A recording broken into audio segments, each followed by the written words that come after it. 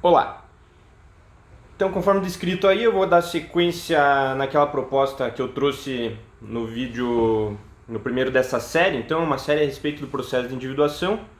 E agora eu vou tratar especificamente do ponto aí que tocam as questões da sombra. Mas já avisando aí que a gente vai dar, como é realmente a proposta dessa série, apenas uma arranhada na superfície aí do assunto, que é um assunto bastante complexo. Então, nada que eu falasse aqui em tão pouco tempo seria assim mais profundo, né? Então, eu quero trazer apenas naquela ideia alguns insights de que às vezes um insight menor mesmo pode te dar primeiro, ao menos um primeiro passo ali para você começar a refletir a respeito da própria natureza. E daí a questão de se aprofundar pode vir depois disso, né? Então, a respeito de como que funciona essa questão mais ou menos nessa questão da sombra, eu queria trazer até uma observação que eu acabei vendo até inclusive na página de um junguiano que eu admiro muito, até ele até vai saber quem é se ele estiver lendo, que ele fez até uma certa crítica a respeito de pessoas que falam sobre o processo de individuação, né? Porque é muito fácil você cair num erro ali, de às vezes trazer uma ideia que é meio que encantadora ali no sentido de que, ó, uma promessa que você vai chegar a um determinado lugar, sendo que não é assim, né? O processo de individuação é algo muito complexo, muito profundo, que às vezes vai demandar, conforme você vai avançando, entrar em contato com outro tipo de ações, por exemplo, poderia ser um processo de psicoterapia, por exemplo, né? E ele não tem meio que um destino, né? Ele é meio que algo para a vida toda, é um processo super complexo. Então, assim como a sombra, né? Às vezes tem alguns vídeos que falam assim, você traz sua sombra para conversar, né? Lógico, no sentido figurado. E como se isso fosse virar uma chave assim na tua vida, de um estalo, de um modo assim meio que de repente, e as coisas vão ficar melhor. Não é bem assim que as coisas funcionam, né? Então, a questão da sombra, que seria assim, o Jung gosta de trazer uma imagem ali de que a psique é como se fosse o mar, como se fosse um mar onde o inconsciente ali é o oceano, e tem um monte de ilha fragmentada, várias coisas fragmentadas assim, que seriam ilhazinhas perdidas lá naquele oceano. Mas teria, por exemplo, um continente ali que seria esse complexo do ego, do eu, né? Que ele se sobressai, onde a gente está vivendo e tendo esse contato com o mundo exterior e tudo mais. Mas ainda assim tem diversas ilhazinhas lá que nesse jeito de olhar, que vai ter uma representatividade ali mínima ali de como realmente é complexo, teria um conjunto ali dessas ilhas que a gente poderia colocar uma conotação negativa de alguma forma, que estão lá no nosso inconsciente, mas de alguma forma estão negativas. Eu vou dar um exemplo para tentar ilustrar como que seria isso daí, né? Então, um caso muito comum que acontece ali é quando você se sente incomodado por alguém, né? Por uma pessoa. Puxa, aquela pessoa acaba te incomodando. E é até engraçado, né? Porque às vezes você convive com uma pessoa que faz alguma atitude reprovável para você ali, que você realmente não gosta e meio que passa batido, você nem lembra. E às vezes algo mais sutil de alguma pessoa, sei lá, às vezes o jeito de falar daquela pessoa te incomoda de um jeito, te afeta, né? Te afeta emocionalmente de uma forma que, puxa, te incomoda, você não gosta, te dá uma certa repulsa e você nem sabe muito bem por quê. Às vezes você fica pensando, mas a pessoa nem fez nada demais.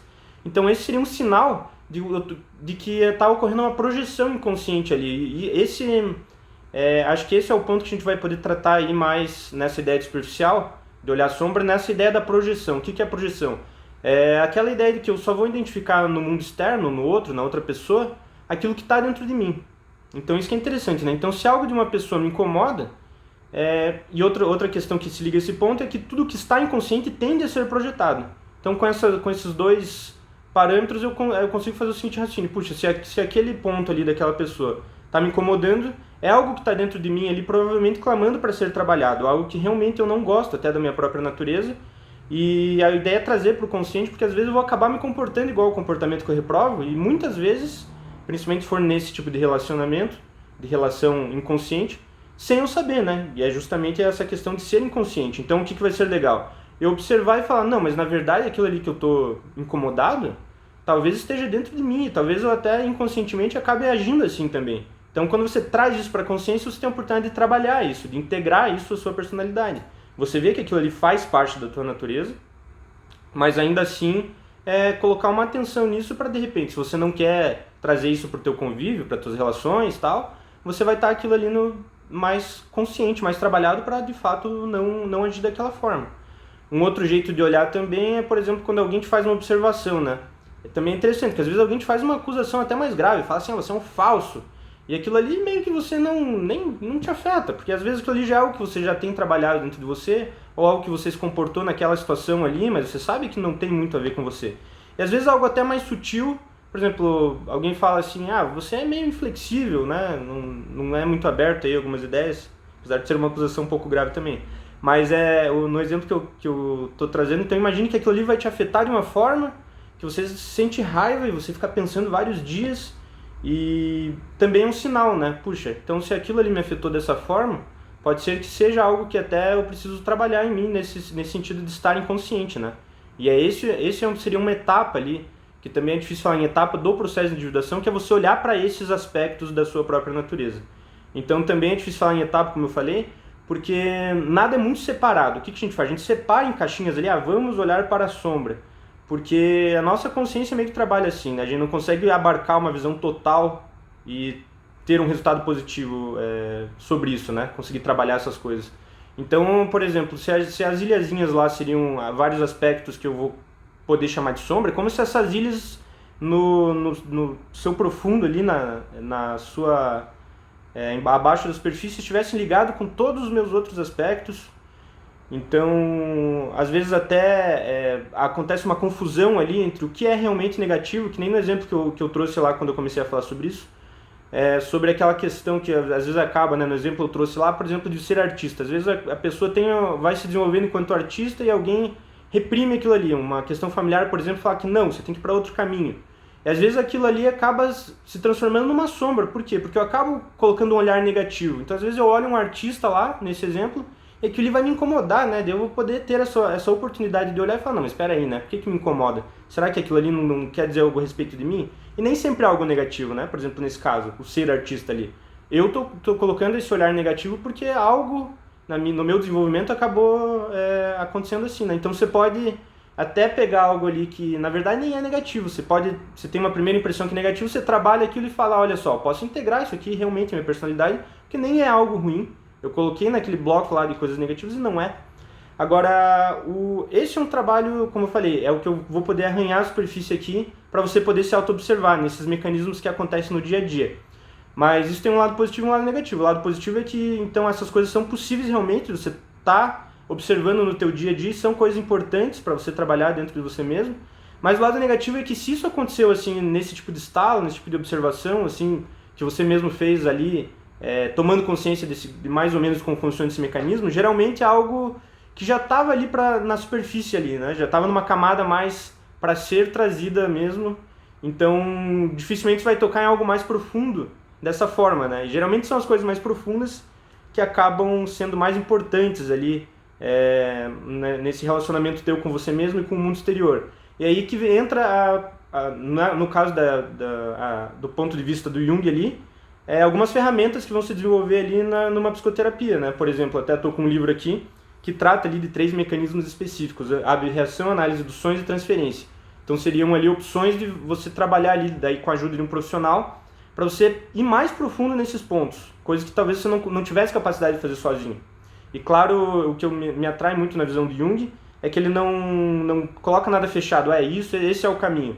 Não, inclusive até se você está assistindo esses meus vídeos ou esse vídeo, para você isso não faz sentido nenhum, já é algo positivo, já serviu para alguma coisa que vai significar que se você estiver pensando em fazer uma psicoterapia, trabalhar assim com um profissional e não sabe muito bem para onde ir, talvez você já tenha uma visão ali que, talvez a psicoterapia junguiana para mim não vai servir, entendeu? Então, até tem uma questão ali na história, um ponto da história que é bem famoso, que teve um momento que um discípulo do Freud, o Adler, meio que discordou dele, falou, essas coisas que você está falando estão meio erradas, tal, as minhas que estão certas. E aí o Jung vem e meio que resolve esse problema e fala, não, você está certo, depende desse caso, depende desse tipo de personalidade, desse tipo de situação que a pessoa está envolvida e trouxe determinada demanda. Então o Jung ele abarca essa visão de que a mente humana é tão complexa que não vai ter algum caminho ali, né? Ele tenta, na vida dele, dar algumas ferramentas, desenvolver algumas ferramentas, mas sabendo que não são as únicas ali, né? Então, nesse sentido que eu queria trazer também essa questão de que um caminho para se aprofundar pode ser a partir de certos mecanismos ali que a própria teoria junguiana traz, análise de sonhos, o próprio mecanismo de transferência que vai acabar acontecendo ali entre o cliente e o psicoterapeuta, mas só trazendo a visão então que a gente pode olhar, mas para essas coisas assim por nós mesmos, que até podem ser essas mais simples, que também são importantes, mas tendo essa consciência que as coisas podem ser mais complicadas, obviamente, né? Então, por mais que a gente não vai conseguir alcançar essas coisas por nós mesmos, é legal a gente saber que a gente tem essa oportunidade a partir de algumas ferramentas, que seja a psicologia do Jung, ou seja de outras abordagens, ou seja outros métodos, até fora da psicologia, mas sempre você vai poder estar trabalhando esses pontos aí que a gente chama nesse pacote aí de sombra, né? Então acho que seria isso. Como eu falei, é bastante superficial realmente, mas se puder ocasionar um insight, uma reflexão, né? Você pudesse começar a se observar melhor no teu dia a dia ali, como você observa as pessoas, como as pessoas te afetam. Então era esse o objetivo desse vídeo, né? Então quem sabe um dia a gente pode tratar isso de forma mais complexa, mas eu ainda estou nessa série de dar uma visão geral. Então a gente se vê no próximo vídeo. Obrigado.